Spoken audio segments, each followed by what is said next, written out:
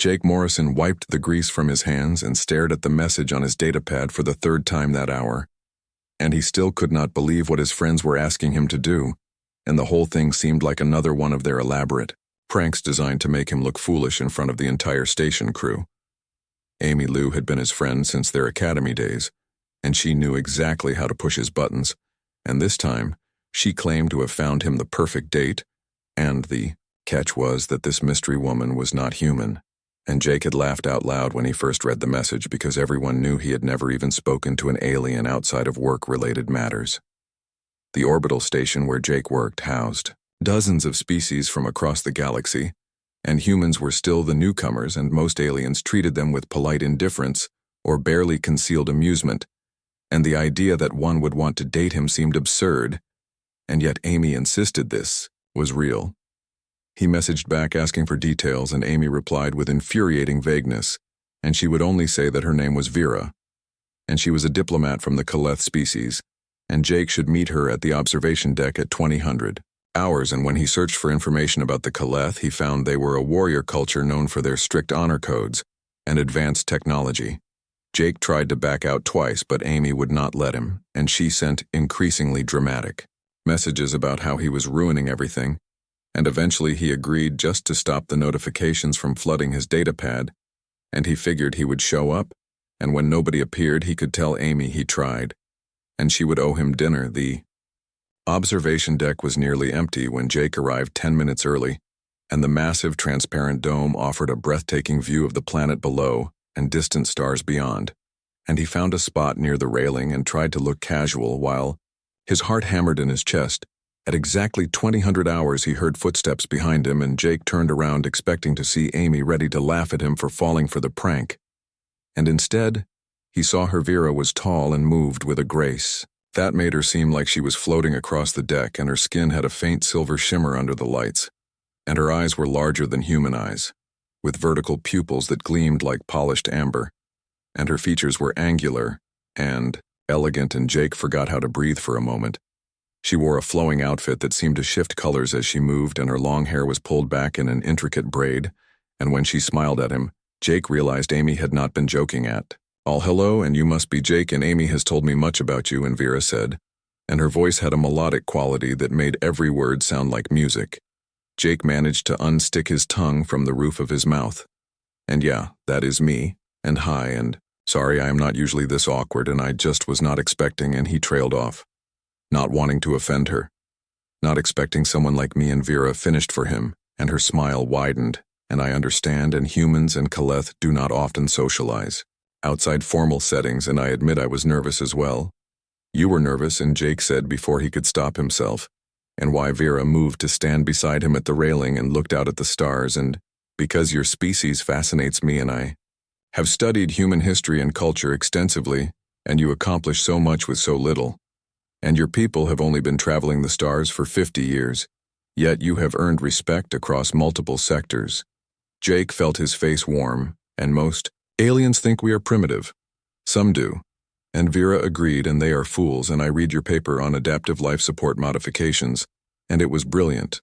And the way you solved the oxygen conversion problem using minimal resources showed exactly why humans are thriving, and you improvise and adapt better than species who have had technology for millennia.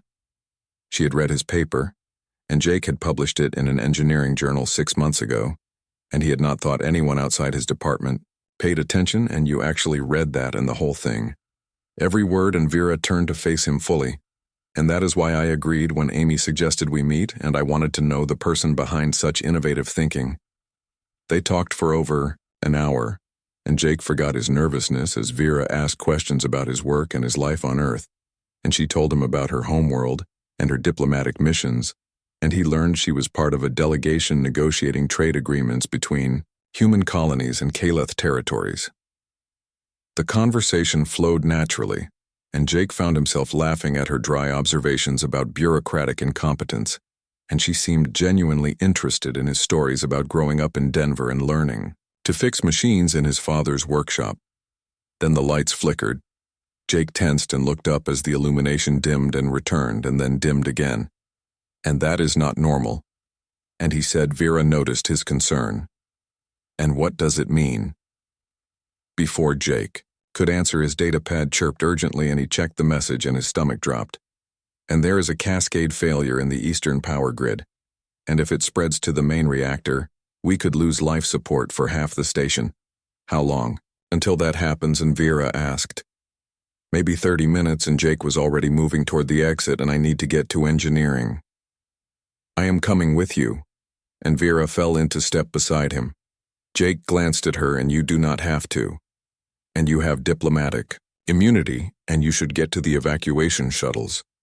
Vera gave him a look that could have melted steel, and I did not come here to run at the first sign of trouble, and besides, you might need help. They reached engineering in under 5 minutes, and the room was chaos and technicians shouted over each other while alarms blared, and the chief engineer Carl Brennan looked ready to tear his hair out. Morrison thanked God, and Carl spotted Jake, and we have got multiple circuit breakers blown, and the backup systems are not engaging. And I have got people trying to reroute power, but nothing is working. Jake moved to the main console and pulled up the system diagnostics, and his mind shifted into problem-solving mode as he scanned the data. And the power surge originated from a docking bay, and something caused a massive feedback loop. Vera appeared beside him and looked at the display, and may I see the power distribution schematics?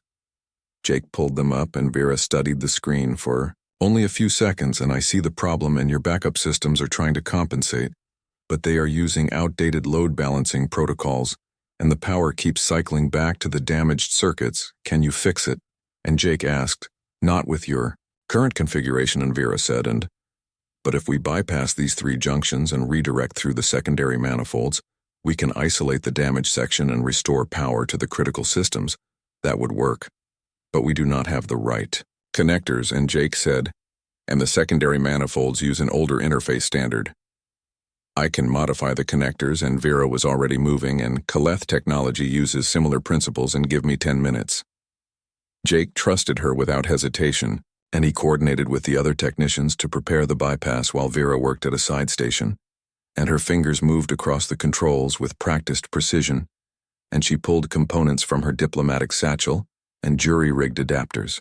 That should not have worked, but did. 8 minutes later, Vera handed him 3 modified connectors, and these should hold long enough to stabilize the grid, Jake, and 2 technicians rushed to install the connectors while Vera monitored the power flow and guided them through the process over their comm channels, and her instructions were clear and precise, and Jake marveled at how quickly she adapted to their systems. The last connector clicked into place, and Jake gave the signal, and Vera engaged the bypass, and for 3 long seconds nothing happened. Then the alarm stopped. The lights stabilized, and the main display showed power flowing smoothly through the new configuration, and the damaged section was isolated, and the rest of the station was operating normally. The engineering bay erupted in cheers, and Carl clapped Jake on the shoulder, and that was incredible work. Morrison and he looked at Vera, and I do not know who you are, but thank you. Vera nodded graciously, and I was happy to help. Jake and Vera walked back to the observation deck an hour later after the crisis was fully resolved, and Jake felt exhausted but energized at the same time, and they had saved the station together, and it felt significant in a way he could not quite explain. That was not how I expected our first date to go, and Jake said as they returned to their spot at the railing.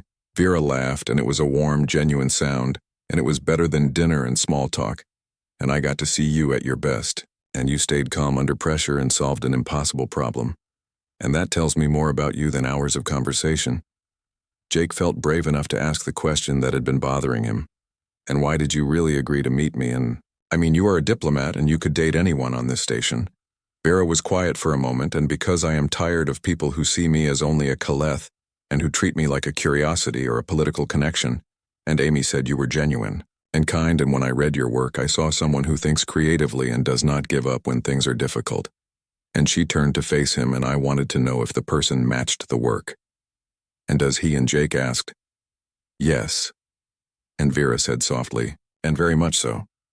They stood in comfortable silence watching the stars, and Jake thought about how the galaxy saw humans as newcomers and primitives, and how most species underestimated them at